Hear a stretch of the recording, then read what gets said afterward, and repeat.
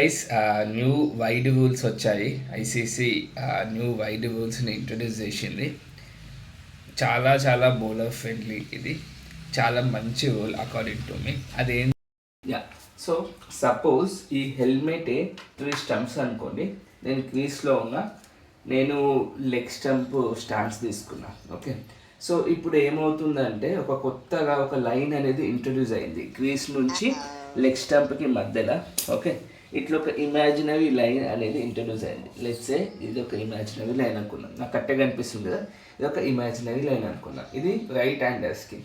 అట్లనే లెఫ్ట్ హ్యాండర్స్కి కూడా ఇంకొక ఇమాజినరీ లైన్ అనేది ఇంట్రడ్యూస్ అయింది ఇట్లా.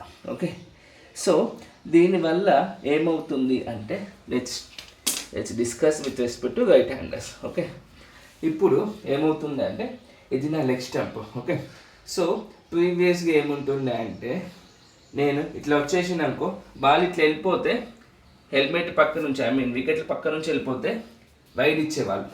ఇప్పుడు ఏమవుతుంది అంటే నేను ఇట్లున్నా, బాలు వికెట్ల పక్క నుంచి పోయినా ఈ లైన్కి లోపల నుంచి పోతున్నా అనుకో, ఈ లైన్కి లోపల నుంచి పోతే అది నాట్ ఏ వైడ్. ఈ లైన్కి బయట నుంచి పోతేనే వైడ్. అది న్యూ రూల్. అది క్రీస్ లోపల, క్రీస్ దాటిన తర్వాత అది ఇంకా బయటకు పోయినా సంబంధం లేదు. క్రీస్ లోపల బాల్ అనేది ఈ లెగ్ సైడ్ వస్తున్న బాల్ అనేది లైన్కి లోపల ఉంటే not a wide.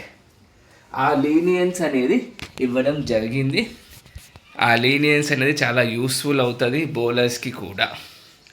Hope you get that.